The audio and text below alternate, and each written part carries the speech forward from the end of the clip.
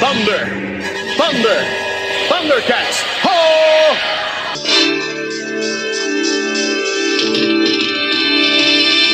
Thundercats are on the move. Thundercats are loose. Feel the magic, feel the roar. Thundercats are loose. Thundercats. I am the power of everything you fear. I am in everything you see. I am all around you, above you, beneath you. I am Mongor! Hello, Bots and Books fans, this is Scorp1701, and tonight we are going to be taking a look at another awesome Thundercat figure from the good people at Super 7, and this is the Goat Demon of Fear, Mongor from Wave 7, and this is going to be a very cool figure to take a look at. But first off, we have to take a look at the packaging. Now, I am very sad to report that Super 7 no longer gives us those cool little mailer boxes to put the figure in, and they no longer give us shiny packaging. Right now, we have the standard Super 7 Ultimates box. It did have a plastic wrap around it, but I didn't want to show that off because it wasn't anything special. Now, the box itself used to have a nice red foil where they would have the Mumra snakes here, but I guess to cut costs, they went ahead and just gave us a plain old red printed one, and that's okay, I guess. What's really important is the figure inside. But anyway, on the front, you can see the Mumra symbol denoting that Mongor is a villain. Have the awesome Thundercats logo here, ages 14 plus, Mongor Super 7. On the top of the box you have Ultimates. Nothing on the left side of the box, nothing on the right side of the box. On the bottom of the box you do get some credits for the box and a barcode, and that is pretty neat. And coming around to the back of the box you have another Thundercats logo, and that is awesome. On the bottom you have contents, one figure with accessories, and Super 7. But that is just the outside of the box, and we all know that this is an awesome slipcover. So what we need to do here is lift up the slipcover to continue our presentation. And there is the evil Mongor in the packaging, and he looks so cool. I can't wait to get to him. But first, we have ages 14 plus. We have Super 7. The Thundercats logo is there now. On the top of the box, you still have Ultimates. Still nothing on the left side. Still nothing on the right side. The bottom did not change. And finally, coming around to the back of the box, we have a vile picture of Mongor. He just looks so evil. I love that. Got Super 7 here, and on the bottom you have a brief read-up of this character. So we will scroll in. You could pause the video here, read that to your heart's content, but we must be moving backward and forward because I really don't want to see Mongor in the box. I want to get him out here and see how scary he really is. And here we have Mongor out of the box, and out of the box he stands approximately 9 inches tall. He is a big boy. He comes with some awesome accessories that we'll take a look at in just a moment. But first off, I want to take a look at this evil Mr. Tumnus himself. And coming real close in on Mongor's head sculpt, oh my gosh, this thing is hideous and cool and gruesome and scary all at the same time, and I'm sure that would please Mongor to a T, since he is the Goat Demon of Fear. So taking a look at his horns first, they are long, they are about 3 inches, and they have some great detail in them. They are blackish, dark grayish kind of colored. I love that. That is very freaky. And they come down to his head, which is a nice purple. I love his hair. It's just going every which way. Coming to the back, you can see it's long, and it goes all the way down to his shoulders. Actually, past his shoulders, if we zoom out just a little bit, we can see, wow, it goes to the mid of his back. And the color they use for this is awesome. They got a little bit of whitewash in that color. That is beautiful. He has some nice sculpted light gray ears. coming out to the side. Has some slight pink on the inside, so that is really cool. His hair is coming down parts to the front of his face, and his face is a nice lavender purple, and he has these demonic yellow eyes. So help me, yellow eyes. And they are cat-like, but evil demon goat-like too. Has some nice detail in this face. Nice ruffled nose coming down to a gritted teeth grin. And then he has a beard of the same colored hair, and it's going every which way. So that is really cool. This guy is just amazing to look at. All right. Coming to his body is I don't know what you'd call it, light grayish, got a little bit of skin tone in there, and the body itself has a lot of detail in the mold. It's kind of hairy, but also some other things. It looks stubbly.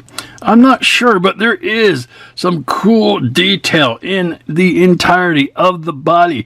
And the arms come down to some nice hands, and the hands are just sculpted really well. Zoom in on those hands. Wow, it's just creepy. You got some nice sharp nails at the end of them. This guy is just so hard to describe because he's sculpted so well. Coming to the back, the gray fleshy tone is still on the sides, but he has just one strip of hair going down to the bottom.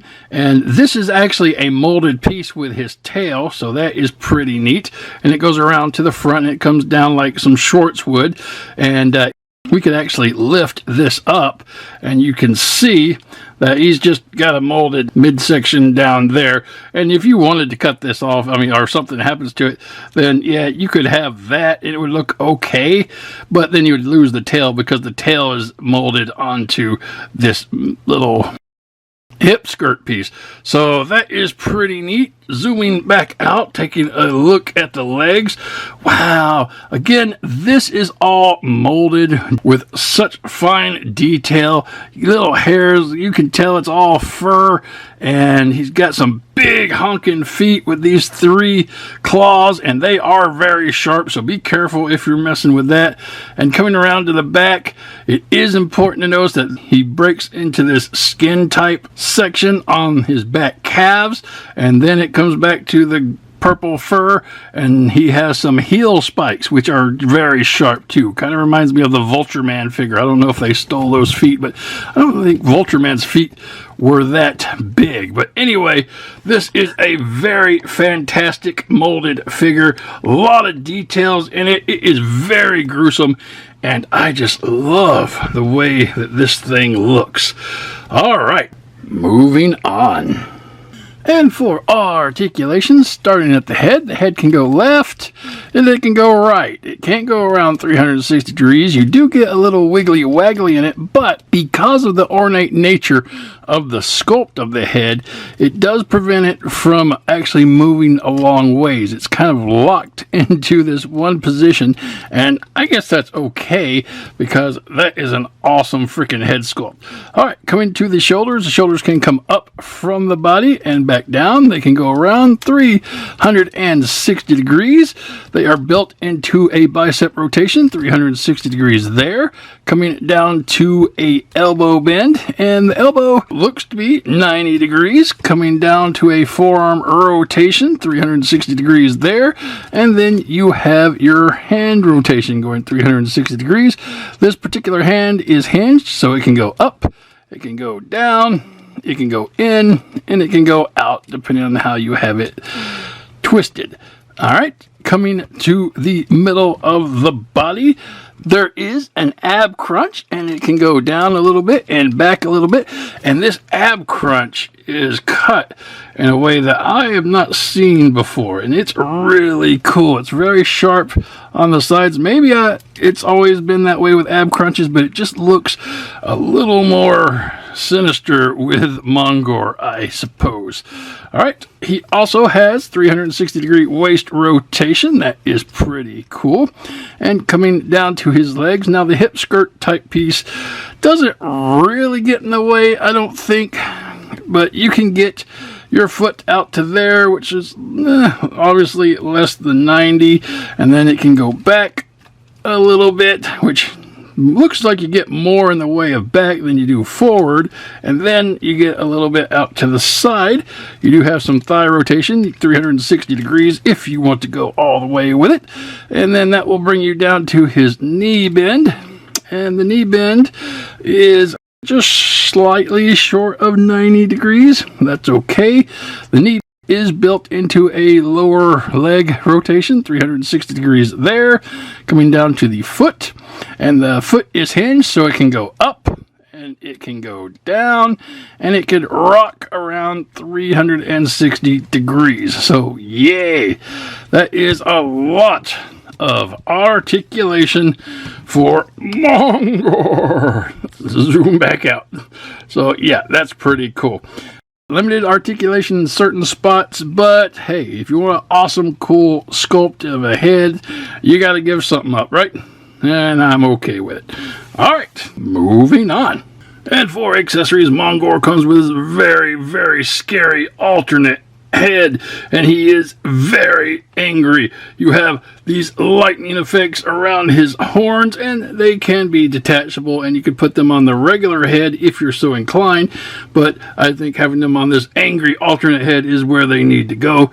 He's got very angry eyes. They are pupilless, and they are just basically bright yellow, and they are just hideous because if you turn off the lights, these creepy eyes do glow in the dark. Ooh, look at those eyes. Now, it's not a big glow, and it doesn't last very long, but it is there, and it stays a little longer if you can see it not on camera, but wow, that is some creepy stuff. His mouth is wide open in a raging growl and yell. Nice teeth, nice pink for the inside. You can see his tongue in there, and basically the rest of the head is how it is on the regular figure, with wavy bearded hair, and on the back it still comes down really shoulder length, so that is cool. And he just looks maniacal when he has this head on. He's going, I'm gonna go kill and maim and pillage and wreak havoc, and this is just an awesome alternate head. All right, moving on. And for Mongor's hands, he has a pair of weapon-holding hands. He has a pair of clawy, I'm going to get you hands. He has a hand that has a pointer finger out, like, you will be afraid. And he has a closed-fisted hand. And every good fear demon needs hands, and these are Mongor's. Moving on. And for Mongor's final accessory, he comes with this deadly flaming scythe, and it is really, really cool. Now, the flame effect is a single piece that is just attached to the blade, and with the flame effect, the scythe will measure up to 9 inches tall, and the blade is a nice 4 inches long, and that is just so cool. You can remove the flame effect, and that is really neat, and just have a single scythe, and that is even cooler because you can look and see the detail on the blade now. The blade is a nice silver with a little bit of black detail in there. I love that. A little bit of black on the end coming up to this side of the blade. So that is pretty cool. The handle itself is black, and you got a little bit of detail like a wood grain in the construction of the mold, and he can hold this and terrorize third earthers, and it's just one of those cool things that you can have. And if you have a scarecrow laying around, he could have this, so that would be neat if you want to lend it out. All right, moving on. And for comparison, here you have Mongor with Monkeyin, Groon the Destroyer, Mumra the Ever-Living, and Vulture Man. And not surprisingly, he towers over these characters even taller by an inch than Mumra. I think his horns definitely set him higher than Mumra, but still, that is a big, scary figure. And full comparison, here you have Mongor with the Super 7 Snarf, Lion-O, and Tigra, and my little LJN stand-ins for the Thunder Kittens. And this is supposed to represent the final battle scene in the episode Mongor, where the Thunder Kittens have told Lion-O, don't look at Mongor, and he'll lose his power, so Lion-O is using the claw shield as kind of a mirror to see where Mongor is, and using the sword of Omen to zap him. And I know Tiger wasn't actually there at the scene, but I had him and I thought I can make him look like he did in the episode. So yeah, that is pretty cool. Alright, and that is going to be your comparisons. Moving on. And this has been the Super 7 Ultimates Thundercats Mongor, the goat demon of fear. Now, I'm not going to lie to you guys. This guy is legit scary. I thought he was terrifying on the episode Mongor when I watched it as a kid. And Thundercats has always had some very scary villains. I mean, Mumra was somebody you didn't want to mess around with. And Mongor? Yeah, they're pretty much cut from the same cloth of evilness, and good grief, this figure, it is sculpted and molded and painted to look just like Mongor looked in the series, and that's freaky. So yeah, this is a great figure. He's huge. I love the way he looks. The articulation in the head is slightly limited just because of the way it's sculpted and molded, but I would not give up the sculpt and mold of this head for better articulation any day. Now, a warning about the head. I feel I must stress this. If you are going to change out the head, heat the figure up first. Use a hairdryer, hot water, whatever you need to do to heat the figure up, because if you don't and you try to pull the head off, you will take the chance on cracking the neck post, which is what I did. As you can see here, there are cracks on both sides of my neck. So that was my fault. I should have known better. The head was kind of tough to get around. I couldn't get a grip on it, so I kind of wiggled it, try to get it off by pushing it to the side. Bad idea. So the cracks on the neck doesn't really show when you have the head on, and it doesn't keep the head from going on where it's supposed to. But for you guys, I am telling you right now, heat the figure up so you don't crack your neck post. Moving on from that, the accessories were great. Pretty much the alternate head, scary as all get out. The little electric effects on the horns, take it or leave it. It looks cool. I think it would have been really cool if they were glow in the dark, like the eyes are glow in the dark, but they didn't do that, so you just got these little things. And to be honest, when I was trying to put them on, they kept falling off, so I don't know if it's a good effect or not. It looks cool. I'll give it that. The alternate hands are okay. You gotta have them to do the cool things you can do, and the scythe with the flame effects comes right from the episode, so you gotta have that. And I am very happy with this figure, very happy to add him to my collection. If you would like to add him to your collection, you can find him online, and he will go anywhere between $55 to $60 on your online retailers. So if you're looking for this guy, happy hunting. And that's going to be the review. I hope you enjoyed it. I hope you have a great night. And until next time, keep playing.